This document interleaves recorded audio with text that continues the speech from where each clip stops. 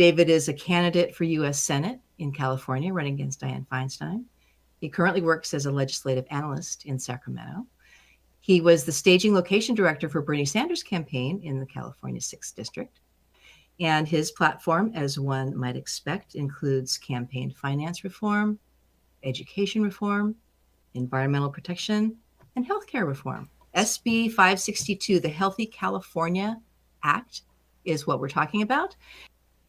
Well, it started basically the first time Californians tried to get single-payer healthcare, universal healthcare, was in 1994. It didn't really go anywhere. And then Sheila Keel introduced 840 in 2006, and it was vetoed by Governor Arnold Schwarzenegger. It was introduced again in the next session, and in 2008 it was vetoed again by Governor Schwarzenegger. So a bill for universal healthcare, single-payer healthcare, has made it through the Democratic legislature before, even before we had a supermajority, and we have a bill in the legislature now that hasn't been able to make it through the second house, even though we have a supermajority. So something's obviously changed between then and now. My suspicion is that it was passed by some people who wouldn't necessarily pass it in the past because they knew it would get vetoed by the governor. Whereas now we have a supermajority and a Democratic governor, for what it's worth, that should just pass it, but now it's being held up for reasons unknown reasons known in the legislature. And we're looking at all the assembly members and senators and how they get their money and who they get their money from. And we're really seeing a lot of correlation between donations from healthcare insurance industries and pharmaceutical industries to the same people who are ardently against SB 562 or say they're for it on the surface. But then when it comes time to vote, suddenly they don't want to vote on it or they don't want to move the bill, Speaker Rendon and specifically. So it is stuck in the Rules Committee? Yeah, so right now, basically, if you're stuck in the Rules Committee, you can't do any amendments. You have to amend the bill when it's outside in a policy committee or when it's on its way to one. You can't do anything if they won't allow you to move the bill. Rendon and others have said that the nurses and the proponents of SB 562 haven't done anything in the last several months when we can't do anything to push the bill forward because it's in the Rules Committee. So they say no amendments or financial information have been submitted when there has been a whole study has been done for financing for the bill. And they apparently want to ignore that.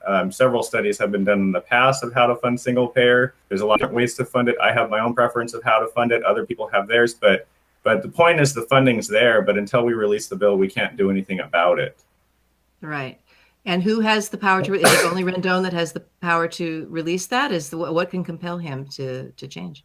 I don't believe, I'm just going to be really honest. I don't believe that Rendon will change his mind about releasing the bill. I believe that he's got people in his back pocket that don't want him releasing it, and that's why he's not releasing it, because there's no other excuse not to release the bill. I've been a legislative analyst for over 6 years now, and I've watched bills go through the legislature and get signed by the governor with no funding plan. So you can't go through this time and say, oh, this doesn't have a funding plan, so we can't move it into the second house and allow it to be voted on or amended. It just doesn't make sense policy-wise or the way things work or systematically in the legislature. Like I said, I've been in legislation for as an analyst for over 6 years, but I've been doing legislation for almost 10 years. And that's just how it works. That's how the policy works. You can kill bills in different ways, and that's one of the ways you kill it is holding it in the Rules Committee. That's an argument that the people that are against the bill, the opponents of the bill, bring up is they say, well, the past bills were more complete. So my counter argument is, okay, if that's your argument and that's your concern, well, then release the bill and amend the bill to match those past bills. And they have no answer for me on that. Now, what I want to move to now is that you were at the Women's March yesterday in Los Angeles. We have a contingency for healthcare for all, as you can see, and we're going to be marching soon, and we're going to be leading one of the contingencies here, one of the streets of the parade. There, I understand that there's going to be 4 different areas where people are going to be marching. So here we come, folks.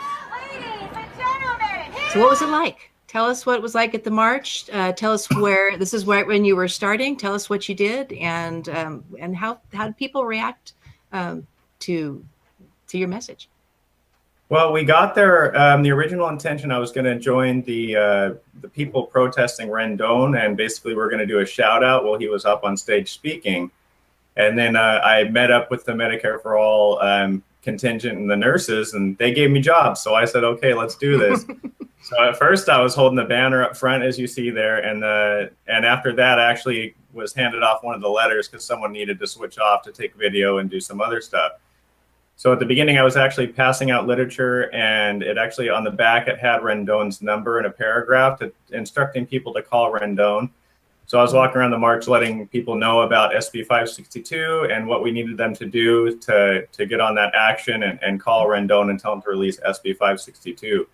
The majority of people at the march were like, yeah, of course.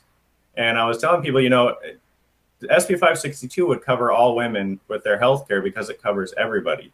So people were really excited to hear that, and a lot of people who didn't know about the bill now know about it and now want to actively call Rendon and release the bills. At the end of the march, we actually went out to the grassy field that had the big screen on, and they were showing messages from different people, and people were talking and music was playing.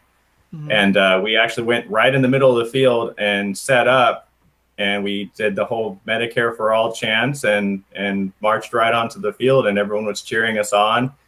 And everyone was really excited. So it was actually a great experience. During Rendon's speech, there was a group there to protest that. And when he got off stage, one of my friends went up to him with a sign, a Recall Rendon sign, and he held it as a sign and asked for his autograph, and then handed him the sign that said Recall Rendon and had Rendon's picture on top of snake heads on the Oh my goodness. thing. So I'm an activist in a lot of different areas, but this is basically my pet project, if you will. I want to touch a little bit on just the kind of the irony of having Anthony Rendon as one of the key speakers at the Women's March in LA. And you already mentioned that there were people protesting. Did it seem like a lot of people realized that was weird, or was it, or did they think that he was a normal person that should be speaking?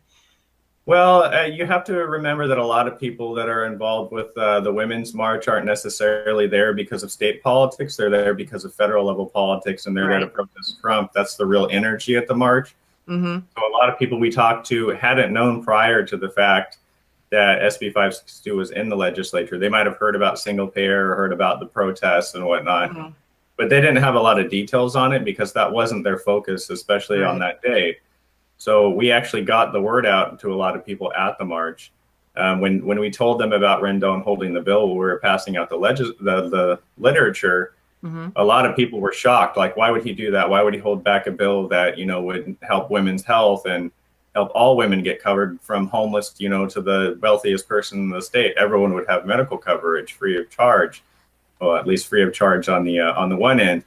And people were just shocked that he would hold it. And I mentioned the fact that he was speaking there, and they were shocked that he was speaking there when I mentioned about how he was holding the bill. So we actually did a lot of education there. Obviously, a lot of the chants had single payer, you know, release the bill, SB 562. So we actually were able to educate a lot of people at the march who are now going to hopefully be turned into activists and at least call